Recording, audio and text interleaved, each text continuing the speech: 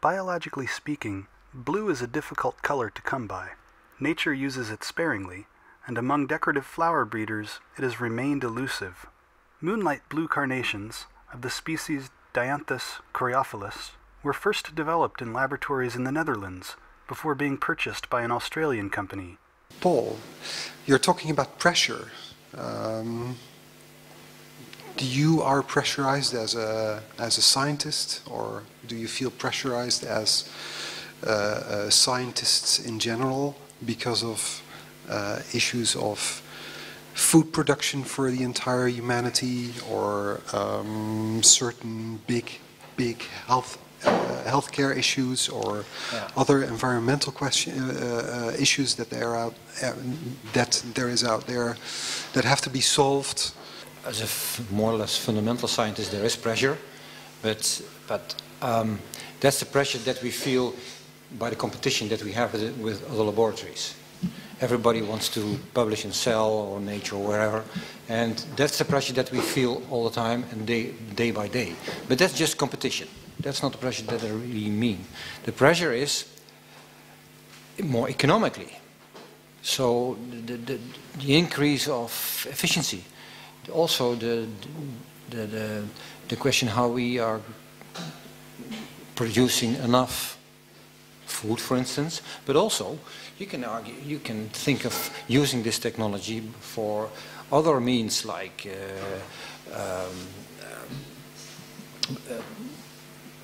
fighting pollution, for instance bacteria that are being made to consume all kinds of polluted areas.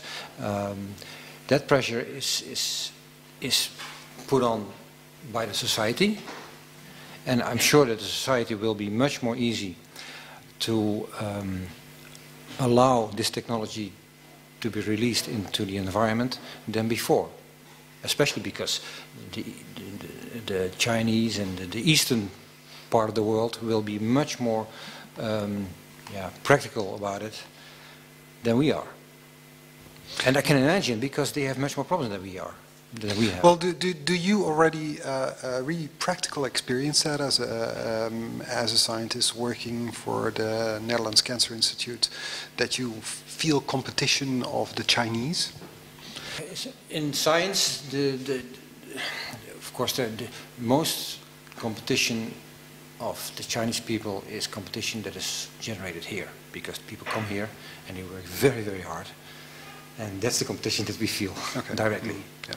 But they go back at some moment, and then of course their society has learned a lot from us about this technology, but also other technology, and they will use it for their own purpose. And of course they are responsible for that, and I'm not saying that they ethically are wrong, not at all, but yeah, they are different than we are. Yeah. Yeah. You also said something about the technology becoming more accessible and cheaper, and therefore faster, which means you have lesser time to contemplate its consequences. I'm switching over to Rich. Can you give a reaction about that? Enormous scientific speed.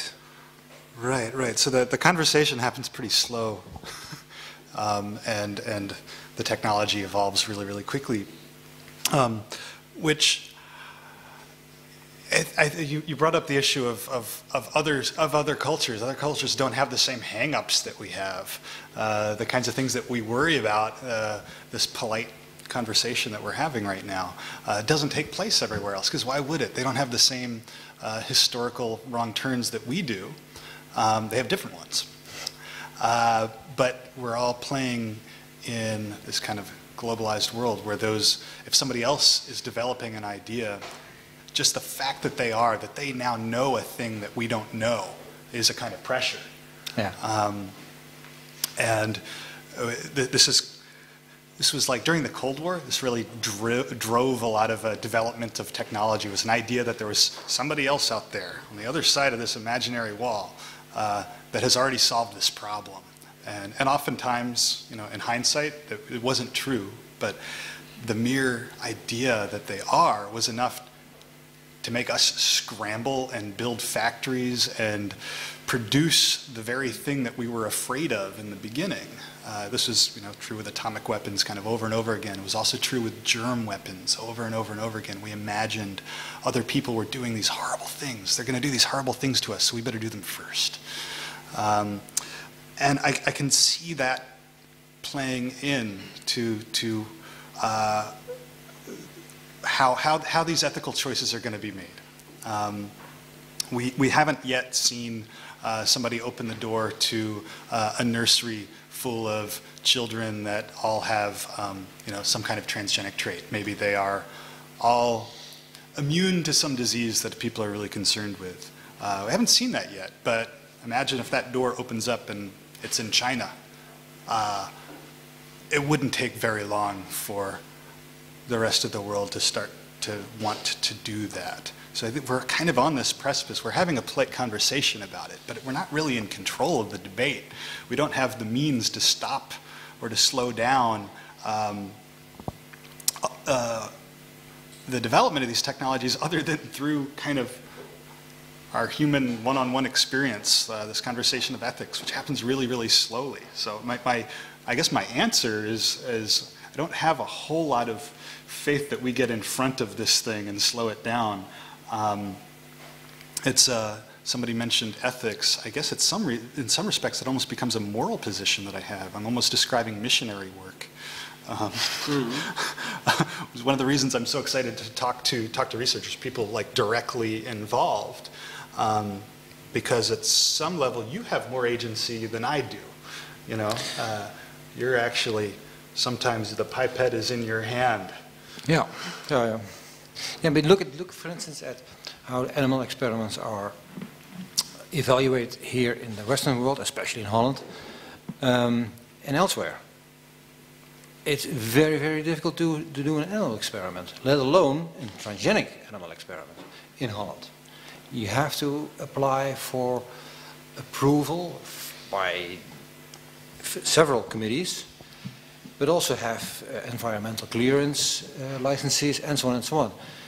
When you talk to people we have a lot of guests from Korea and from China, and they are looking at it, what are you doing? You're slowing down everything. I have an idea, and I have to first ask permission to execute that idea. Just an animal experiment. And sometimes mice are even not considered as animal. These are just reagent tubes where you do an experiment in. And we consider mice still as mammals that you have to deal with properly. For instance, we have a whole program in the animal facility in the Netherlands Cancer Institute, animal welfare. We have an animal welfare officer. Day by day, we have to fill out forms about the health status of each individual animal. I'm not against it, but it is in sharp contrast to what people in Japan or in China have to do. So only doing animal experiment is already difficult in Holland compared to the rest of the world. Does it frustrate you? Oh, it frustrates me a lot, of course. It takes a lot of time to fill out these forms. Well, I happen to be also a DEC member. Mm-hmm. So DEC is Animal Experimental Committee. Okay. So this is one of the committees that gives approval for an experiment. So I happen to be a DEC member, and fortunately I'm also a researcher. So I know how to write DEC approval proposals. So yeah, it's just a way of having everything under control. Mm-hmm. So you're frustrated by the controls that impact what you do. Yeah, is that sure. Is that because you trust your own moral intuition? No. In the end, I think it's good that a DEC exists. Okay. Yes. But still, once you want to do an experiment, you don't want to wait for a month to get approval. Yeah. Certainly. My anecdote to mirror that was I was on a committee of jurors judging genetically engineered bacteria in a competition called iGEM. And I was probably the only person in the room that didn't have a PhD. And certainly was the only non-scientist present. So it's sort of a weird place to be in. But I was sitting next to a woman who was the head of public relations for Celera, for Craig Venter's, the Venter Institute, the group The sequencing guy. Yeah, the private human genome guy, the synthetic cell guy, creating an entire genome for a cell. So they're within the U.S. They're pushing the envelope of what might be kind of controversial research. She was describing a meeting she had in China, where there was a group of Chinese researchers who were very interested in talking to them because they've been working with very large genomes, and they were specifically interested in getting their help on engineering the human Y chromosome. And she was like, we don't do that. And nobody in the room other than her could understand why. So perfectly acceptable, the idea of genetically engineering people, in China specifically men, might be a really good idea. So as somebody who's actually involved in the processes, what if you like even having the moral oversight above you in your work, but you're frustrated by it because it's also holding you back, and other people can kind of are less encumbered.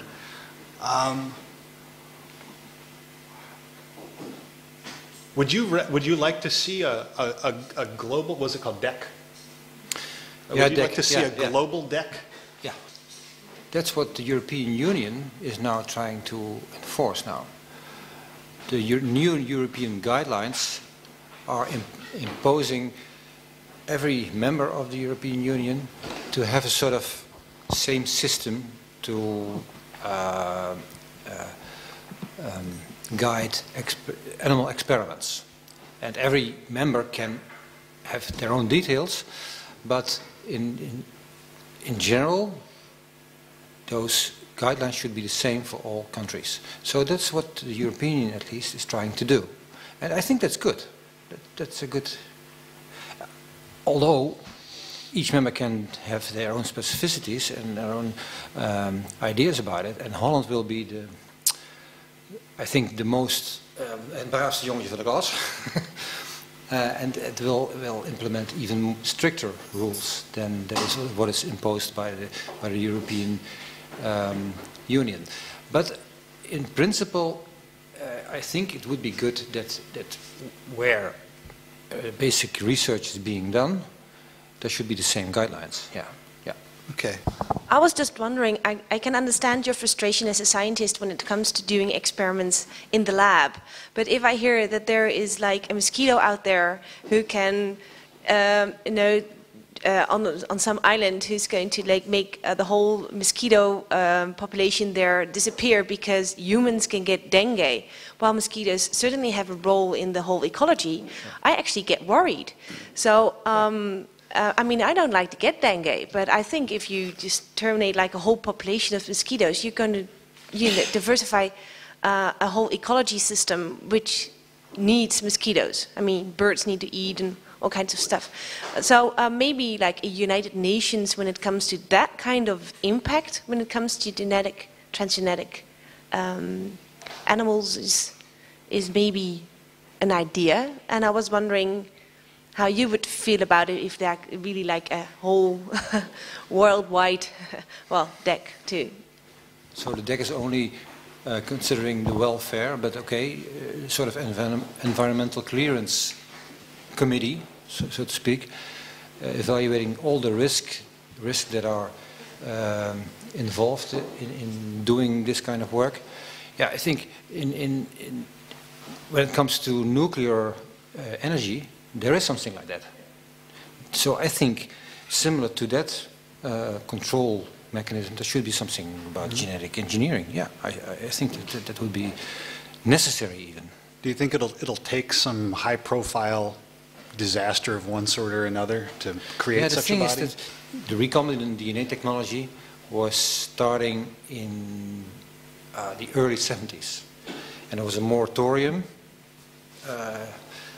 in, I think, '76, and it was that idea came from basic researchers. Now we have to stop. Now we have to consider what are the consequences of what we are doing.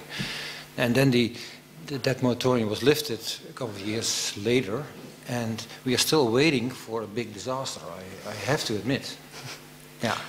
That a lot of you're positioning yourself relative to basic research. And that's kind of it's a morality of knowing that knowledge is fundamentally good and okay, better to know than to not, and doesn't come with specific negative baggage, just to know something. But you're participating in an economy of science and engineering where the two coexist. My shorthand for thinking about science and engineering is like scientists want to know how something works and engineers want to know if they can make it work. So engineers are following very closely behind you as you kind of identify, as you knock out a gene and you develop an understanding of what that gene's function is, that an engineer looks at that and they see that that's a part. And the organism is a device, and that these can all be assembled and reconfigured for a purpose that has nothing to do with basic research or knowing. And at some level, that's where the money is, right? I mean, that's what drives, basic research gets funded more often than not by government funding. Yeah. Yeah? Yeah, also. Yeah. And then there's the commercial funding that has a product that they need. Now, governmental funding is more and more also depending on what industry is contributing. You get easier governmental funding when there is a commercial partner involved than not. So that makes it more translational, and that is something the fundamental science shouldn't be happy about. It's the top sector policy in the Netherlands that fundamental science has to be accompanied by commercial interest, by utilitarianism. NWO, for instance, the name by itself says fundamental research. That should be funded. But funding by the NWO is easier when there is a commercial partner. And I think that already makes it suspicious almost to look at governments. They should be aware of the risks, and I think they should. If the containment is very strict, and it still is when it comes to transgenic animals, the containment is still perfect, but not so much in the agricultural world. But when it comes to transgenic animals, then the containment is still strict, and there is not much risk that it will be released in the environment. Some exceptions there. Zebrafish, mice, yes, hang around around any major research lab, and people have these pets. Oh, really? Not usually the scientists themselves, but like their niece. There's a question. As far as I can see, the discussion and the main decision is happening now between basically the expert community, scientists, and the bodies in between, and the government representatives. And general public is still not properly engaged in this discussion. So, and I think it's becoming a bigger and bigger problem, because you see that there are a lot of activist groups emerge which attack labs and etc. And it's also very much because of lack of this kind of more open discussion and transparency, and it kind of introduces a lot of questions. How do you translate this knowledge? How do you make this dialogue productive? Because if there is complete disbalance in the level of knowledge, it's also quite difficult to make it productive. So maybe you have some experience or ideas about how this problem can be kind of, if not solved, but how can it be addressed, at least from the professional community level. And are you afraid of maybe going too open to the public because it can produce more controversy? We need a lot more expert knowledge that isn't under the control of some vested interest, some corporate funding, Even government funding is increasingly lobbied on behalf of corporations. I mean, in the US, the two are pretty inseparable. The public rarely gets to decide how things are regulated. That's more by the industry themselves. So how does non-expert knowledge from the public, like we're not experts, you know, we're not the specialists, but these issues matter, they do affect us, you know, in a democratic system, we should be participating in that conversation. To me, we need to have some way of getting expert knowledge that can speak outside of the system that's driving the industry, of the profit motives. And I don't know what that model is. Like, if they're funded by the state in the US, they're still in the pocket of the corporations. So even if we had public, pure research scientists, you know, if we pass the hat around and like we pay somebody's salary to be like an unaffiliated, you know, we all run out of money. I guess I'm going to pass that question to Paul, because he's a real scientist. But I'm expressing my desire here. I really wish a few of you guys would just like I don't know, drop out and work directly for the people. First of all, we should take more time, but time is something that we get lesser and lesser. But secondly, I think that's the responsibility of both the government and the scientific community. And you should be as open as possible. If it would not be open, then you create a problem later on, which is much bigger than the one you start with. But higher education is something that is really something we should invest more in. I can imagine that there is also the issue of patents involved, which also probably kind of locked in a lot of information. And also it was mentioned, I think, as a problem that a lot of knowledge is kind of closed in within corporations, so you cannot control it properly. So do you see it as also kind of growing problem with regards to kind of sharing information, knowledge with public and colleagues and etc.? Because I heard about this big problem in the kind of chemical industry, that there are like thousands and thousands of new chemicals introduced each year, and but which are not properly tested, how harmful they are for the environment, and it's very difficult to impose pressure on those companies and corporations. Yeah. I heard it from some activists in this area, because it's so protected by all these commercial laws. As a trade secret and kind of the commercial secrets information which corporations are not obliged to release. So there is no strict control of how all these tests are conducted and stuff like that. So it's kind of, yeah. Do you think it's a growing problem, and did you encounter something like that? I know that pharmaceutical industries, each of them has libraries of thousands and thousands new chemical compounds, and these chemical compounds, they are not public. No, that's true.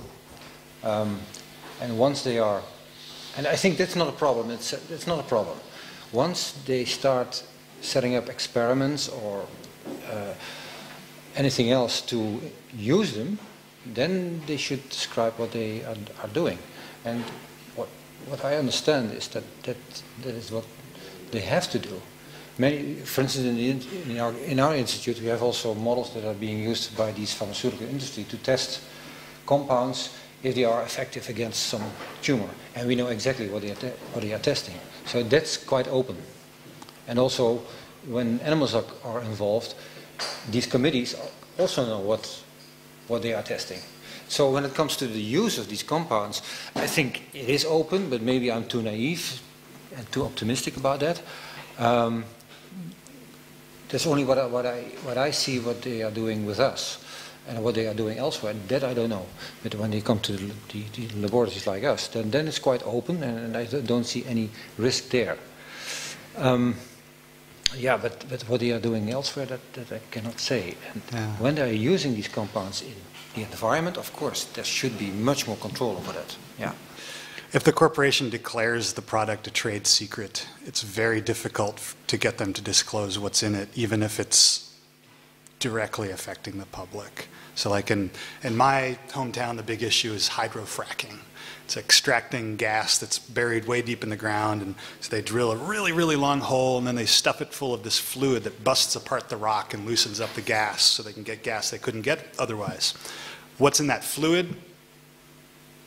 Nobody knows. Nobody can know, you know, but does it contaminate the water? It appears to. Could be. But how would we know what we're even looking for? And that's the major public debate in the US, but that's how much sort of public access we've sort of lost control of by having, you know, basically the regulatory policy more or less decided by the companies that profit from it. You started out with pointing out selection and like starting of the 19th, 20th century. And every time we get an Olympics game coming up or athletics coming up, you get the discussion about people who are heritage to the slavery period are stronger and faster and all these concepts. How do you two view this discussion? Is it true that like Caribbean people, to say so, are better in running because they've been bred for like 4 centuries by Western countries? The people looked at the slaves like cattle, so they treated them like cattle. I think it's a result of what happened there. Yeah. I don't think it was intentional to win the... Which part of the equation did you not understand? Of course it's intentional. It was fueled by the need for economic prowess and economic fulfillment. Yes. No, in the long run it was not intentional done because of the gold medals in London. No. They were not intentionally to be free either. Yeah, right. Yeah. I would want more data. You know, I don't want to just believe that narrative right off the bat. I would want to know, like, okay, if that's the case, then African American populations should be, you know, phenotypically distinct from their country of origin in Africa. I don't know. Is it true? I don't know. I'm saying I don't know. You know, but I think that's the kind of story that actually. In the absence of information, it can be a dangerous narrative because that's the pro-eugenics narrative. That's the it works narrative.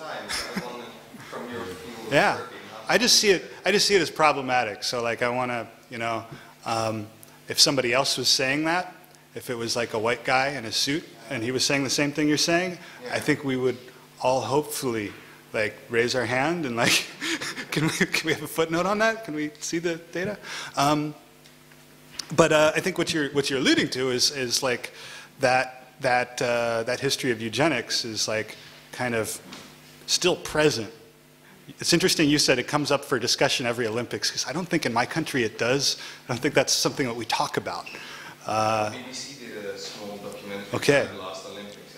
It's contemporized by racial stereotyping, by racial profiling, by racial.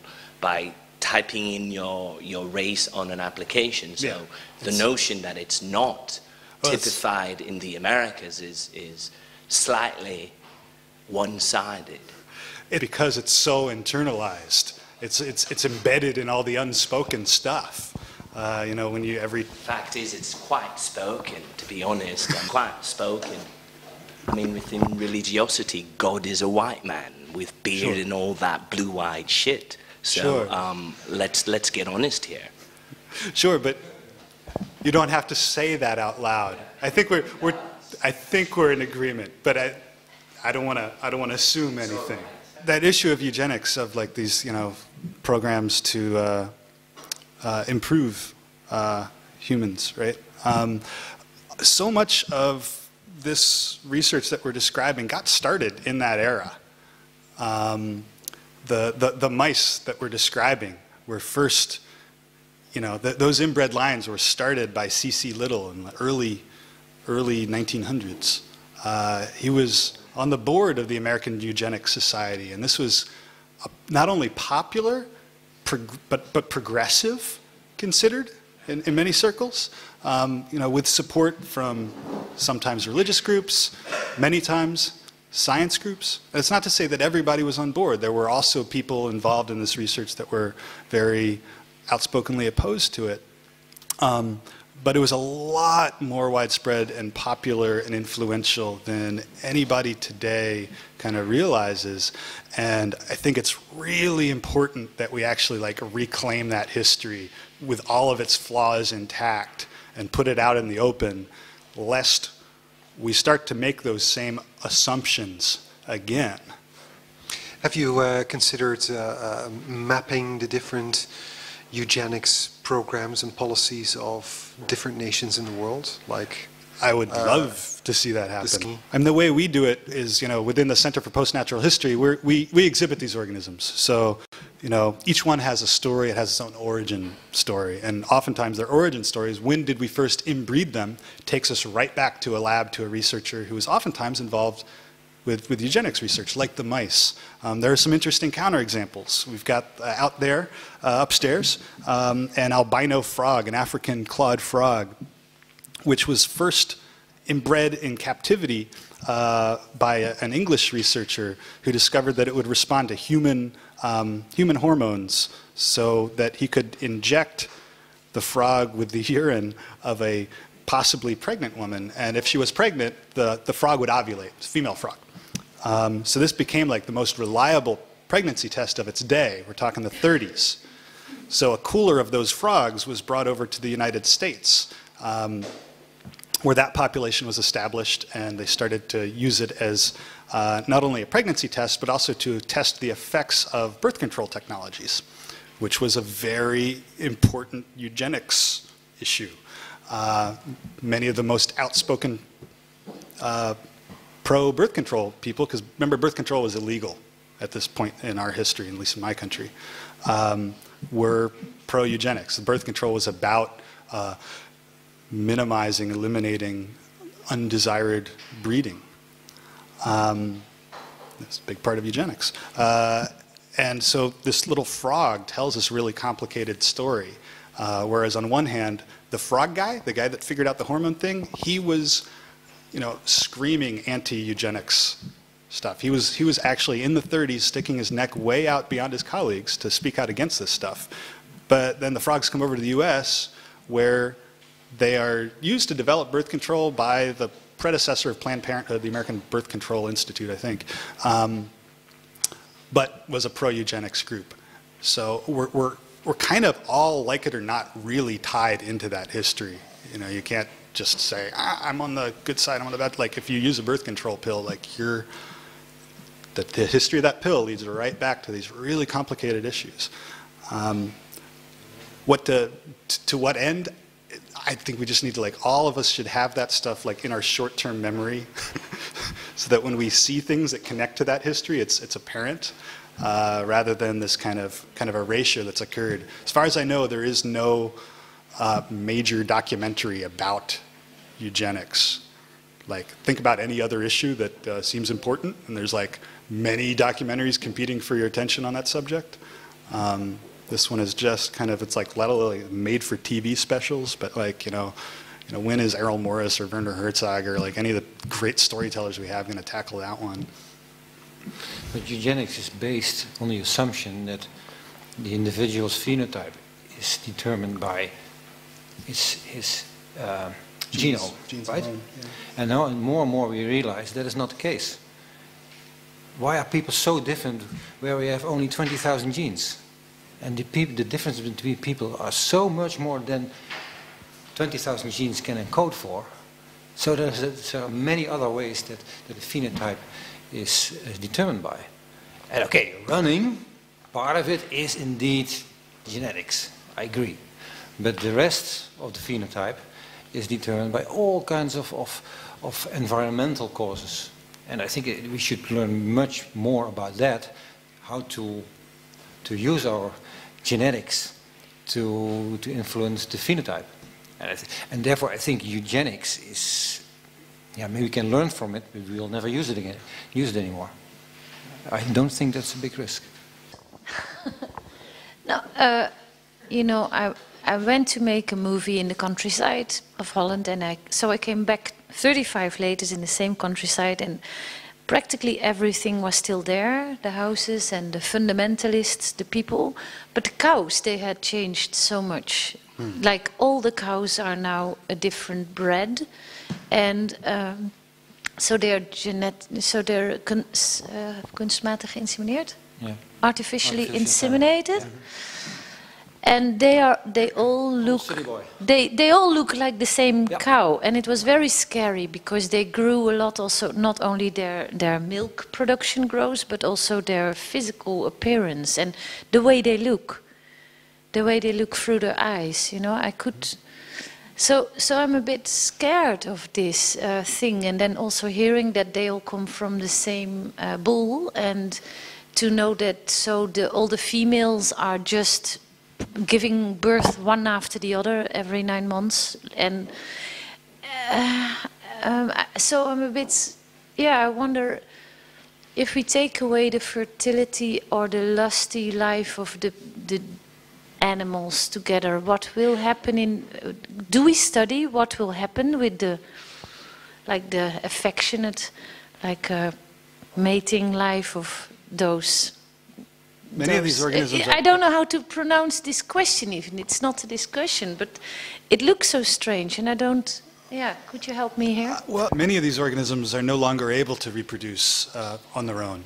They only exist as these things that we mediate their reproduction. They're morphologically so distinct from between the genders that it doesn't fit together anymore. That's true with certain purebred dogs. This enormous bull, not her, but the other one. The Belgian blue? Belgian blue. They cannot give birth anymore because the calves are so big. So they have to be assisted. So that's not natural they get a cut. at all. And is there any survey on the how to call it? On these facts, and are we going to produce it in such a way that in a few generations they can fuck again? So kind of a way back, or is it going to be like Monsanto with the animals? I would love to see that as like kind of a public campaign, you know, that sexual rights of animals is something worth standing up for, but I don't think any such initiative exists right now. No, I don't think so. The albino African clawed frog, Xenopus laevis, is one of a small group known as model organisms, which includes the iconic white mouse, white rat, guinea pig, and fruit fly. Each of these was selected to be objects of research used by biologists worldwide. Xenopus laevis was first used in biological research by British zoologist Lancelot Hogben in the early 1930s. Hogben developed a reliable pregnancy test in which urine from a human female was injected into a female frog. If the frog produced eggs within approximately 12 hours, the woman was pregnant. In 1937, a container of 18 frogs was transported to the U.S. by the director of the American Birth Control League, predecessor to Planned Parenthood, and the main catalyst for the legalization of birth control in the United States. The frogs became the standard in pregnancy tests for the next 30 years and played a critical role in the development of the birth control pill.